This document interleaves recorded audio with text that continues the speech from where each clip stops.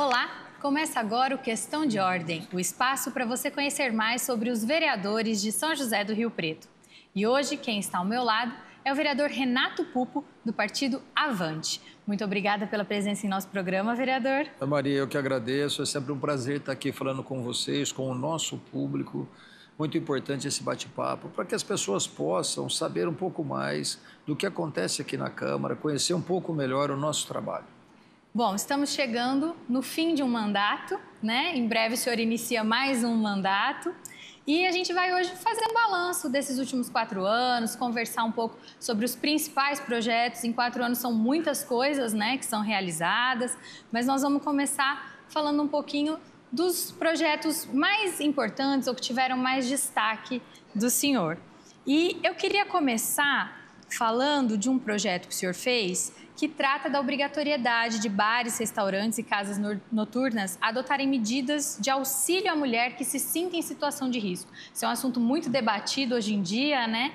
De onde veio esse projeto? O que ele trata? Legal, isso é muito importante. Como você falou, nós estamos chegando no final de um mandato com a certeza do dever cumprido, tanto é que fomos reeleitos e com uma votação expressiva.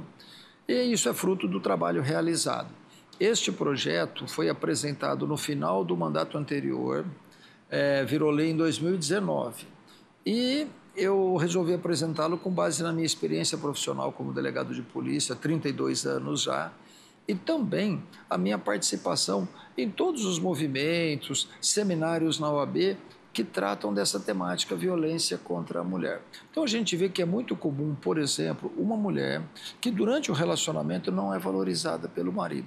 E quando ela consegue criar coragem para pôr fim naquele relacionamento, ela passa a ser perseguida. Tanto é que o nosso Código Penal depois criou o tipo penal chamado de perseguição.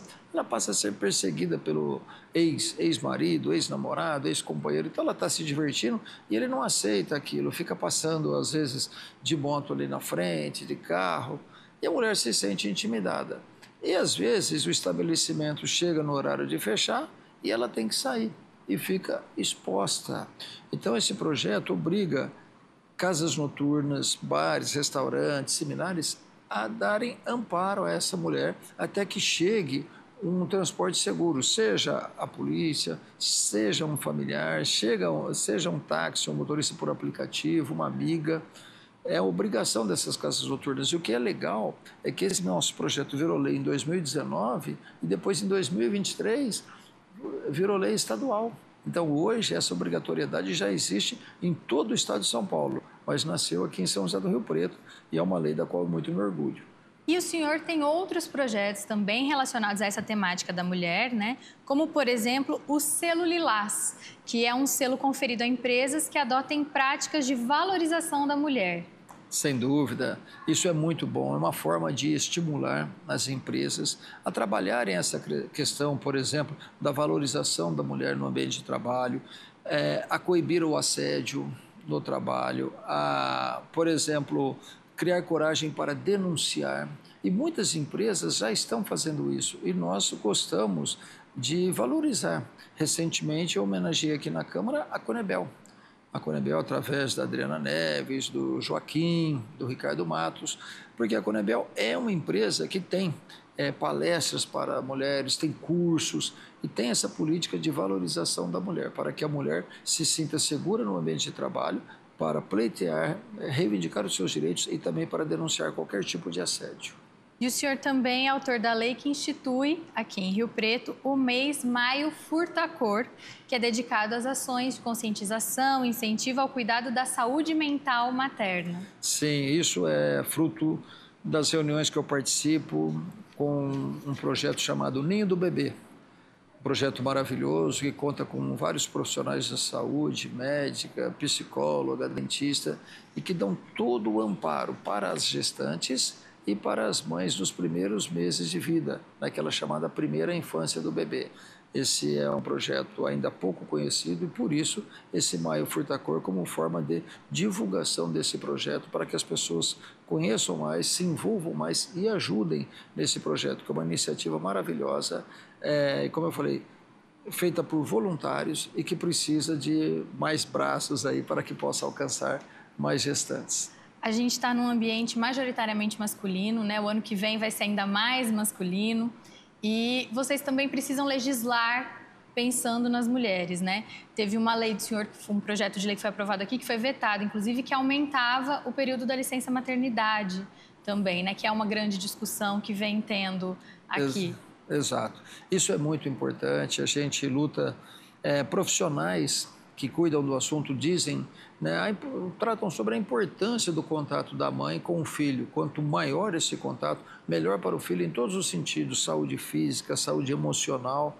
E a gente tentou implantar aqui, mas ele foi vetado por vício de iniciativa. A gente espera que o executivo, talvez esse prefeito que está terminando, ou talvez o próximo que está chegando, que o executivo apresente, já que a Câmara não tem legitimidade para isso, porque o projeto, modéstia à parte, é indiscutivelmente meritório. Se o problema está no vício de iniciativa, então que o executivo apresente. Às vezes a gente apresenta um projeto sabendo do risco, mas é uma forma de você trazer o assunto à baila, provocar a discussão para que o executivo tome a frente, tome a iniciativa. Um outro âmbito que o senhor também está sempre legislando nessa causa e trazendo temas é a questão dos autistas, né? E o senhor tem uma lei aqui municipal que institui o colar de girassol para auxiliar na identificação dessas pessoas. Sim, na verdade duas. É um assunto sobre o qual eu sabia pouco, não tenho vergonha de falar. E aprendi muito nesses 12 anos de vereança. Fui procurado por mães de autistas e me apaixonei pela causa. Eu apresentei o projeto do colar de girassóis. Para falar a verdade, esse projeto não saiu da minha cabeça. É um projeto que estava parado no Congresso Nacional e eu achei fantástico.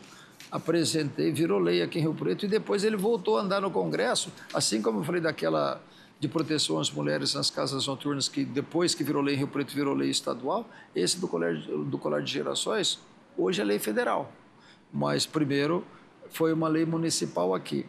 O colar de girassóis é um colar que ajuda a identificar e dar prioridade no atendimento para pessoas que tenham doenças ocultas. O que são doenças ocultas? Aquelas não identificáveis.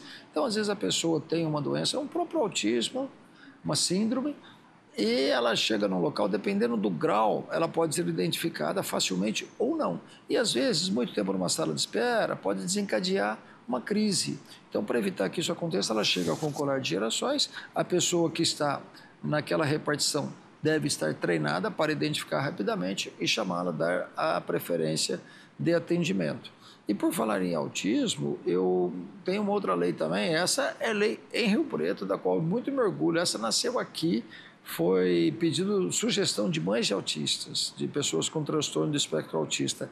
É a lei que cria sessões inclusivas de cinema para pessoas com transtorno do espectro autista, com menor sonoridade, menor luminosidade, porque essas pessoas são muito sensíveis ao som, à luz, elas têm livre trânsito pela sala sem risco de ser repreendidas.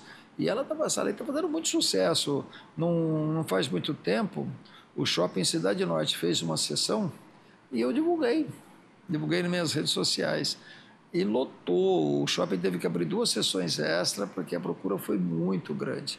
Então, a gente fica feliz por poder estar contribuindo. Teve mãe que me procurou e falou, olha, meu filho tem 7 anos, 8 anos, nunca tinha ido ao cinema e agora pode ir, graças à sua lei.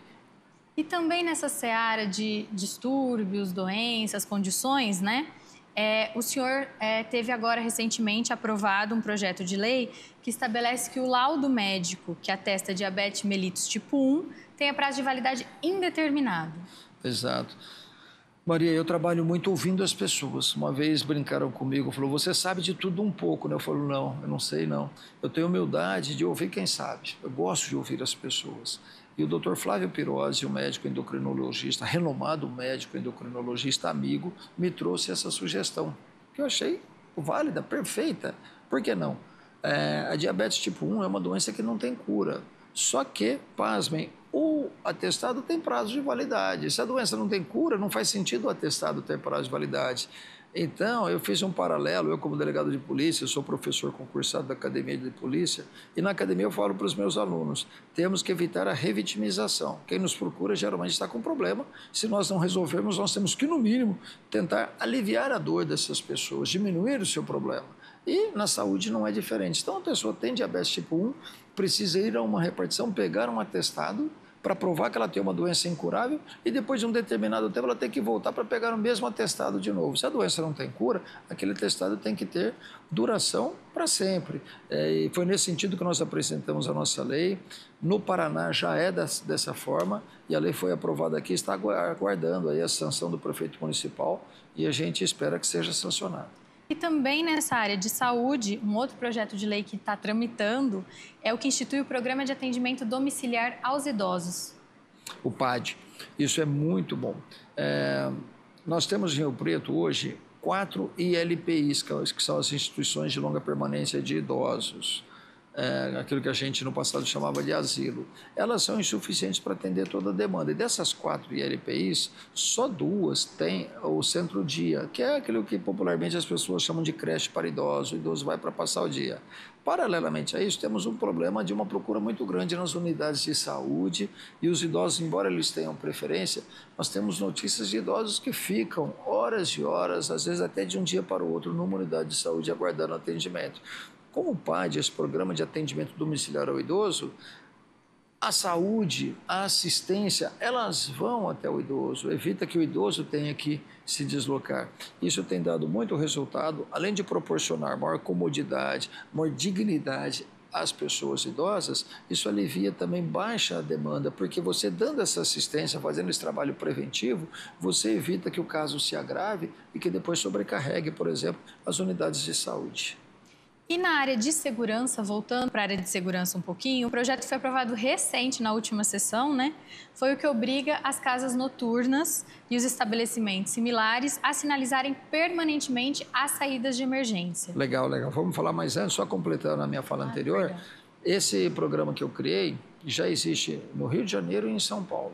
Em um é chamado de PAD, Programa de Atendimento Domiciliar ao Idoso, e outro é de PAI, Programa de Atendimento ao Idoso, mas funcionam muito bem, por isso eu acredito que aqui em Rio Preto possa funcionar bem também. Já essa questão da sinalização das portas, né? Isso também foi trazido por um munícipe, por isso que eu falo da importância da gente trabalhar ouvindo as pessoas. Um munícipe que frequenta algumas casas noturnas, ele me procurou, falou, olha, não quero aparecer, é um direito dele, senão eu teria citado, como eu citei o Dr. Flávio Pirozzi e outros. Não quero aparecer, mas eu vejo as casas noturnas onde eu vou, quase nenhuma tem porta sinalizada adequadamente. Muitas vezes a porta de saída, uma saída de emergência, ela é pintada da cor da parede e não tem uma sinalização destacada. Então eu fiquei imaginando, por exemplo, numa situação de pânico, em que as pessoas... Porque a pessoa no seu normal já tem dificuldade. Agora, numa situação de pânico em que as pessoas refletem com mais dificuldade, raciocinam com mais dificuldade, como que elas vão localizar aquela porta? Aí acontece tragédia como aconteceu no Boate Kiss em Santa Maria, com pessoas sendo pisoteadas e tudo mais. Então, para evitar que isso aconteça, porque no Brasil existe mais ou menos a cultura do pós, né? Ninguém faz nada, está todo mundo vendo, finge que não vê, acontece uma tragédia, depois todo mundo corre para... Eu gosto de sair na frente. Então, eu apresentei esse projeto, foi aprovado, para que as casas noturnas sinalizem de forma adequada, de modo a facilitar a localização e identificação dessas portas das saídas de emergência. Porque às vezes, por exemplo, se for um fogo, tiver uma fumaça, Exato. Fica até difícil você enxergar. Então né? Tem que ter um luminoso. E aí, nós tivemos algumas votações polêmicas nesses anos de mandato, né, vereador? Começando pelas emendas impositivas.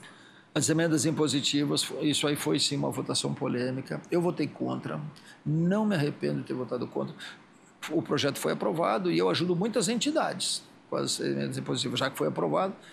E para as próprias entidades eu explico por que eu votei contra. A gente tem notícias, Brasil afora, de pessoas que fazem mau uso das emendas, que cobram pedágio, que às vezes destinam para os seus redutos eleitorais em detrimento de entidades que precisam mais.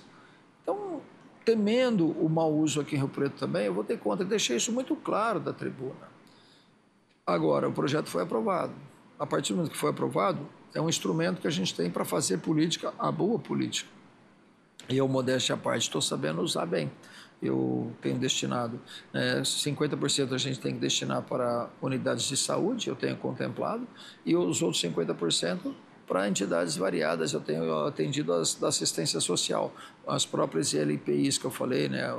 os antigos asilos, tenho contemplado a PAI, FUBEAS, ARPRON, que formam jovens, a RCD, enfim, a gente tem atendido e espero poder continuar atendendo essas entidades, porque elas fazem um trabalho muito importante. O senhor comentou das entidades que formam jovens, né? O senhor também é autor de um projeto que está tramitando, que cria o Conselho Municipal da Juventude. O senhor acha importante Rio Preto ter um Conselho Municipal da Juventude? Importantíssimo, porque esse conselho ele vai ter, dentre as suas atribuições, duas que eu considero imprescindíveis. Uma é a participação na formulação de políticas públicas para os jovens. E a outra é a fiscalização na execução dessas políticas públicas formuladas a partir deles e aquelas já existentes. Então, isso é muito importante. Nós temos vários conselhos em Rio Preto que funcionam bem e o Conselho da Juventude não pode ficar para trás. Então, a gente apresentou no passado, não foi exitosa a tentativa, só que a gente voltou agora num cenário diferente e eu espero conseguir aprovar o mais rápido possível. Bom, o senhor foi eleito para o próximo mandato e a partir do dia 1º nós vamos começar o ano com mais um efeito de votações polêmicas, né? Voltando para essas votações polêmicas. O aumento de cadeiras e o aumento de salários dos vereadores, né? Como o senhor encarou isso? Como o senhor acha que vai ser essa mudança? Eu votei contra ambas. O aumento de salário era um aumento absurdo, 179%. Eu nunca vi isso em lugar nenhum. Meu eleitorado, não era só meu eleitorado, a população de Rio Preto era assumidamente contra, todos, ninguém disfarçava essa contrariedade, e nós, como representantes populares, temos que ser sensíveis às vozes que vêm das ruas. Então era todo mundo contra, eu fui contra, fui voto vencido, assim como no aumento de cadeiras também, falava-se muito na maior representatividade, hoje nós somos em 17 e aumentaram para 23. Eu não vi, com a relação de eleitos, uma maior representatividade. Nada contra os novos que estão chegando, que sejam todos bem-vindos, que façam um ótimo trabalho. Mas eu não vi aumentar a representatividade. Por exemplo, mulheres. Nós tínhamos 2 mulheres entre 17 e agora vamos ter uma mulher entre 23. Cadê a representatividade? As minorias passaram a ser representadas aqui? Eu acho que não. Então, por isso eu votei contra também. Era um ônus a mais para os cofres públicos, e sem aquele retorno esperado, pretendido, né? E não me arrependo de ter votado contra, não. Também tivemos uma outra votação muito polêmica que gerou muita discussão, que foi a questão do aumento do IPTU em Rio Preto, né? Como que o senhor se posicionou? Nossa, o aumento do IPTU eu fui contra e foi engraçado até, porque quando nós começamos o movimento contrário, porque eu digo assim, você atualizar o IPTU, corrigir o IPTU é uma coisa. Eu não gosto de política com demagogia. Vamos acabar com imposto disso, imposto daquilo, né? E o IPTU é um imposto. E de onde vem a receita para você proporcionar saúde pública e tantos outros serviços públicos? Então, infelizmente, tem que atualizar. Agora, o prefeito apresentou um projeto que aumentava em 25% o IPTU. E eu, desde o começo, levantei minha bandeira dizendo que eu era contra. E nós chegamos a ser ironizados. Pasmem, nós somos ironizados aqui dentro. Nós éramos em 3 e o pessoal falava, né? Aquela expressão muito que nós seríamos atropelados. O nosso trabalho foi indo. O prefeito veio falar comigo, muito respeitosamente, como sempre. Me pediram apoio, eu falei para ele que eu não apoiaria. Falei, inclusive, já postei nas minhas redes sociais que eu sou contra. Falei, eu sei, mas... Falei, não apoio. 25% não dá. Isso é aumento. No momento em que a população está aí sufocada, muitos ainda se recuperando dos estragos decorrentes da pandemia e tudo mais. Eu falei, não. E o nosso movimento começou a crescer. De repente, 8-8, e eles perceberam que corriam o risco de não aprovar, começaram a passar para o nosso lado. E conseguimos, essa foi uma vitória que eu vou guardar para sempre. Conseguimos derrotar esse projeto por unanimidade. Outro projeto que também teve uma votação polêmica, foram várias audiências públicas, várias discussões, foi a questão da internet 5G aqui em Rio Preto, né? Foi lamentável o que aconteceu. Graças a Deus está aprovado, mas era para ter sido aprovado no ano passado, em 2023. E a Câmara, sabe-se lá por quê, acabou rejeitando o projeto. 40 cidades do nosso entorno já tinham internet 5G. Aqui todo mundo clamava por isso, empresários, profissionais da saúde. A saúde hoje usa muito essa questão da informática, para exames, para transmissão de laudos e tudo mais. Então o pessoal clamava por isso, estava tudo pronto para ser aprovado e eu acompanhei desde o início. Eu me lembro até, junto com o Kelvin Kaiser, que era o presidente da CIRP, eu intermediando, consegui convencer o presidente, porque o projeto estava tramitando de uma forma meio morosa nas comissões, convenci o presidente a agilizar o processo, pautou, comemoramos quando foi pautado e, para nossa surpresa, era só a legalidade que estava sendo votada, o mérito ainda seria na semana seguinte. E o Kelvin ainda falou para mim, Renato, mas não vai dar tempo da gente percorrer os gabinetes. Eu falei, não, Kelvin, é só legalidade, não tem nada de ilegal nesse projeto. Depois, entre a primeira e a segunda discussão, a gente vai gabinete por gabinete. E, para nossa surpresa, a Câmara matou na legalidade. Triste surpresa. Mas, no ano seguinte, o projeto foi reapresentado e, graças a Deus, foi aprovado. Então, perdemos um tempinho importante aí, mas antes tarde do que nunca, né? Outros temas que também tiveram muitas audiências, muita discussão, foi a assinatura da CPI das terceirizadas, né, que foi algo que foi muito debatido aqui. O senhor se posicionou desde o começo, né? Sempre. Maria, eu sempre fui a favor da investigação. Não só pelo meu trabalho como policial, falei delegado de polícia há 32 anos, mas é a minha formação de vida. Eu sempre defendi a transparência. E quem defende a transparência, porque tem muita gente que fala em transparência, transparência, transparência, mas quando surge uma investigação, vai contra. Isso não é transparência. Às vezes a pessoa fala, você está expondo os investigados. Eu acho que não. Se um dia pairar alguma dúvida sobre mim, eu quero que seja instaurado um processo investigativo, porque a verdade precisa vir à tona. Então, é o que eu sempre falei, a dúvida tem que investigar, porque se você não investiga, fica até ruim para aquele que seria o investigado, porque fica aquela dúvida, será que fez, será que não? Agora investigou, não apurou nada, você está dando para o investigado uma declaração de inocência, né? Agora, se ele for culpado, tem que responder, infelizmente. As pessoas erram, eu falo, a vida é feita de escolhas, faça a sua e arque com as consequências.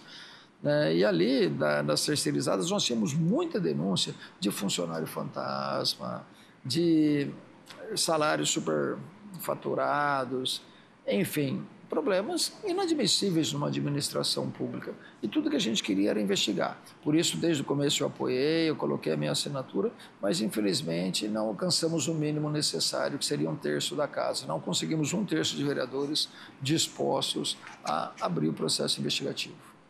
E um outro tema que também o senhor participou das audiências públicas, o senhor sempre esteve na discussão, foi a questão da captação de água no Rio Grande, né? Que esse ano foi aprovado um projeto de um financiamento para isso. Um mandato recheado de polêmicas, né? Esse aí era um outro projeto também que dividiu a opinião pública. Claro que ninguém quer que falte água em Rio Preto, mas as pessoas assustaram com o valor, R$1 bilhão. Todo mundo se atenta para os 650 milhões, mas 650 milhões era o valor pretendido do financiamento que o município queria fazer. Tinha mais os 350 milhões que o CEMAI estava dando à vista. Então, R$1 bilhão de investimento. E tinha muita coisa ali, o Nicanor do CEMAI conversou comigo, não soube responder algumas perguntas que eu fiz. Por exemplo, quando foi criada a região metropolitana de Rio Preto, composta por 37 municípios, e Rio Preto é a capital.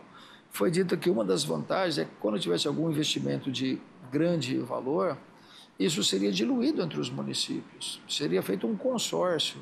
Eu não vi o consórcio, Rio Preto está marcando sozinho para buscar uma água, 54 quilômetros, e água que seria aproveitada por muitos outros municípios da região.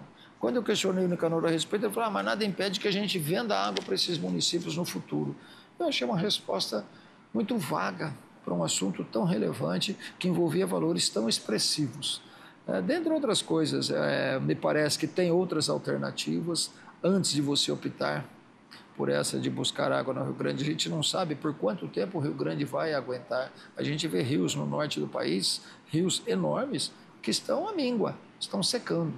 Então, eu acho que é um investimento muito alto e arriscado. Por isso eu votei contra.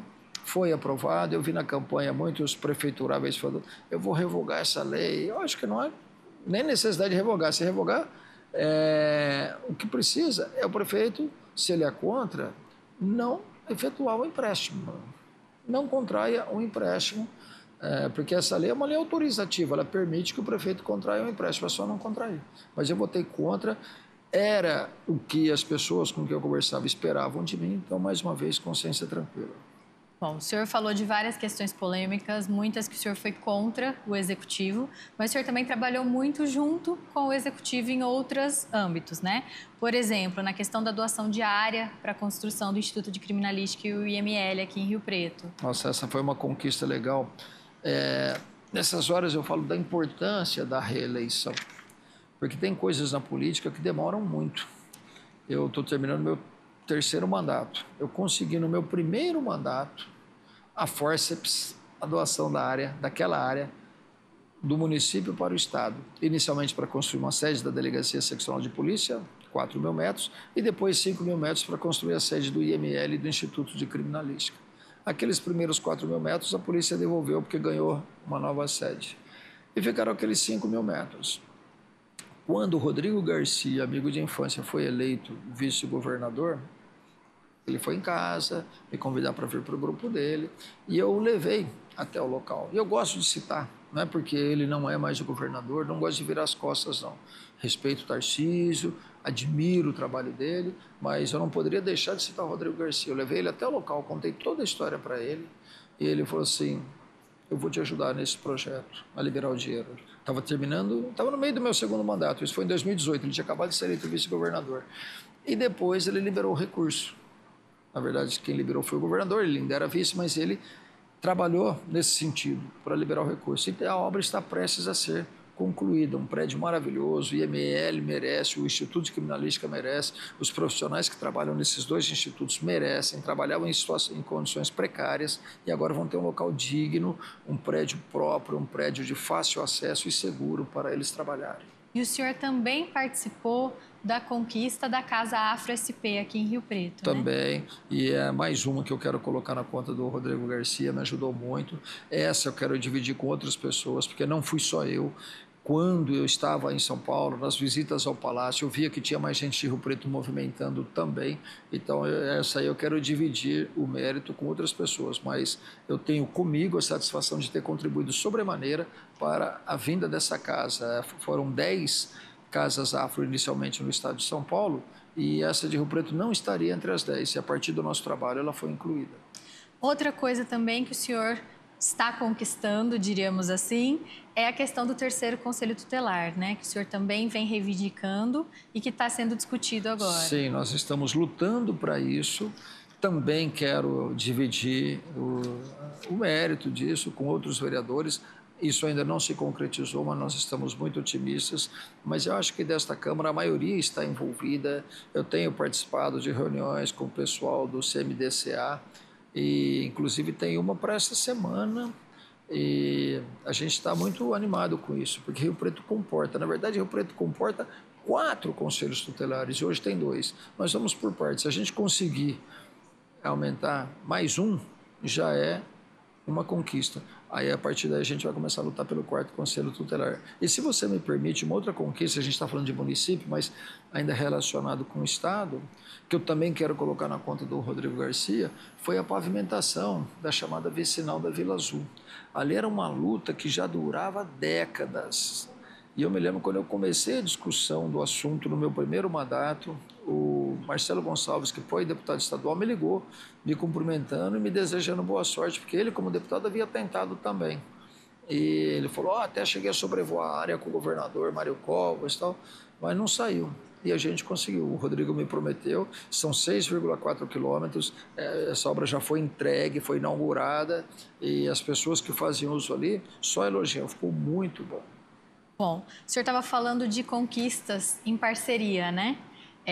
Então, aqui, entre algumas conquistas pontuais, mas muito importantes, que eu acho que também é bom ressaltar que o vereador ele legisla para o município todo, mas ele também precisa buscar melhorias em pontos específicos da cidade que precisam. Então, por exemplo, esporte e lazer em bairros específicos, né? Como o senhor é autor da questão da areninha do Residencial Caetano, né? Das academias para todas as idades, que são algo que talvez no olhar de algumas pessoas são simples, mas que fazem diferença em muitas comunidades, né? Em muitos bairros, em muitas regiões. Muito bem lembrado, Maria. Eu atuo muito... Sempre fui um esportista, mas independentemente disso, eu não faço as coisas pensando em mim, eu faço pensando na população. E o esporte é saúde, é lazer e é saúde. Então eu me lembro, a Priscila Bernardino Godoy é uma amiga, ela é presidente da Associação de Moradores do Residencial Caetano, e ela estava reivindicando melhorias para o bairro nesse sentido. E eu fui até a Coronel Helena, querida amiga Coronel Helena, hoje secretária estadual de esportes. Levei a Coronel Helena até o local, ela foi comigo, visitou o local, ouviu a população e muito sensível a essas reivindicações, ela prometeu e, mais importante, cumpriu. Prometeu e cumpriu, e hoje nós temos lá uma areninha linda. E essas ATIs, 3 delas eu coloquei, ATI, para quem não sabe, é a Academia da Terceira Idade, que não é mais a Academia da Terceira Idade. A gente vê gente de todas as faixas etárias usando esses equipamentos. No primeiro ano eu coloquei com as emendas, né? Eu falei que eu destinei tudo para a saúde, assistência social, mas eu coloquei 3 academias com as emendas. Foi uma parcela pequenininha, porque queira ou não, é saúde também. E depois eu consegui outras 5 através do deputado Itamar Borges. A importância de nós, vereadores, termos esse contato com deputados para trazer recursos para a cidade. Independentemente, na época, nem se sabia quem seriam os candidatos a prefeito de Rio Preto, mas ele, como deputado, eu fui buscar, ele trouxe recursos para mais 5 academias. Então nós colocamos no Solidariedade, no Santa Clara, no Santa Ana, na Aclimação, no Caparrós, enfim, vários bairros da cidade foram contemplados, essas academias já estão instaladas, bairro Morumbi, Vale Verde, a gente passa por ali, algumas fazem parte até do meu dia a dia, né? E a gente passa a ver as pessoas se exercitando, isso dá uma satisfação muito grande. Bom, o senhor também trabalhou com a questão da passarela do Jardim do Lago, né? Da ponte da Estância Ponte Grande e o passe livre para os atiradores de tiro de guerra, que também é em parceria, né? Vamos lá. A ponte da Ponte Grande, aquilo ali foi arrasado pelas chuvas faz uns 2, 3 anos, eu não me lembro, mais ou menos nessa época do ano, em que vem aquelas chuvas torrenciais, mas a chuva levou a ponte, levou com tudo.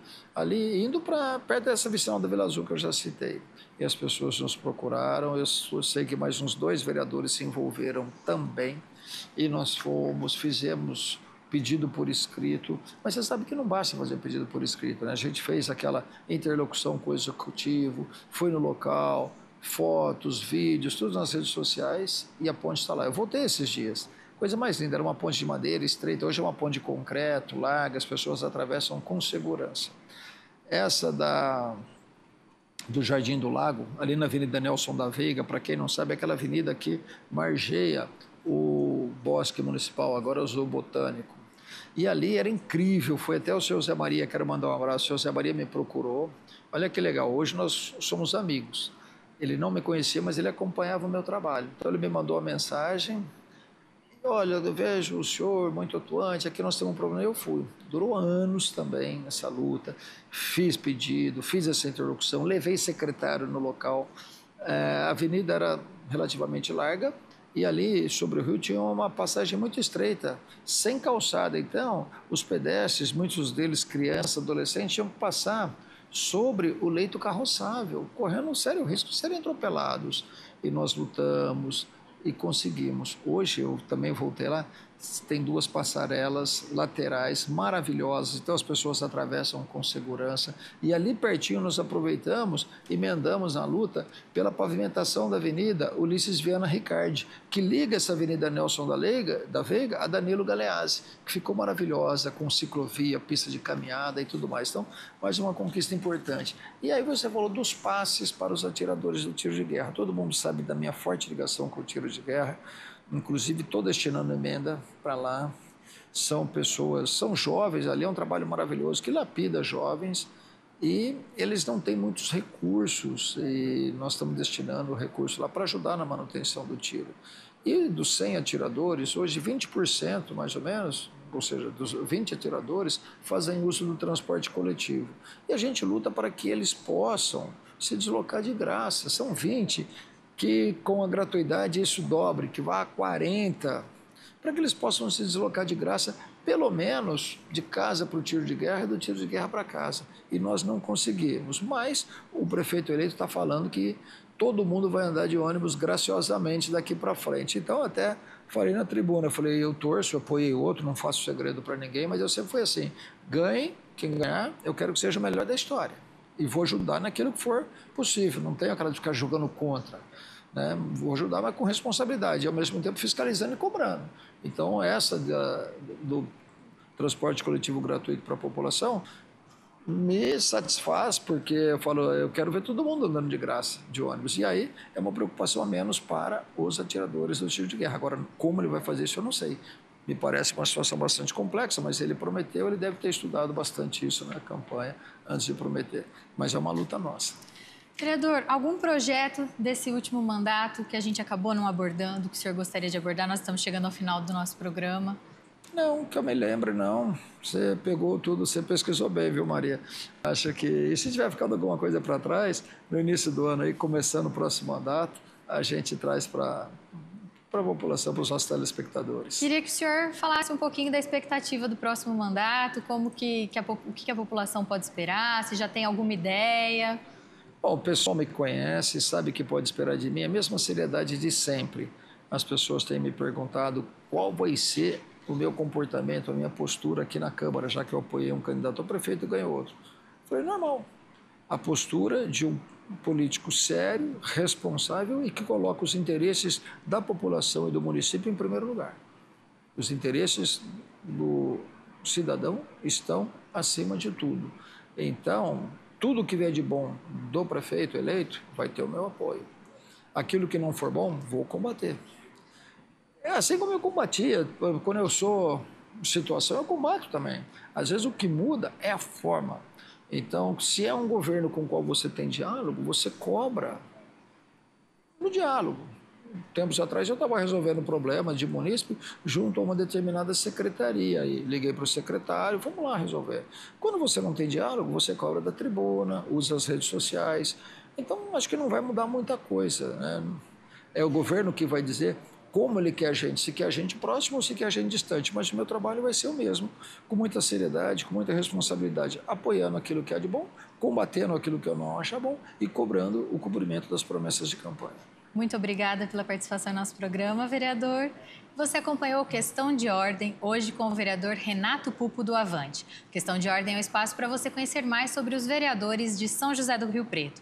Acompanhe a TV Câmara em nossas redes sociais. Estamos no Instagram e no YouTube. E você pode ver reprises desse programa em nossa programação ou em nossas redes sociais. Muito obrigada pela companhia e até o próximo programa.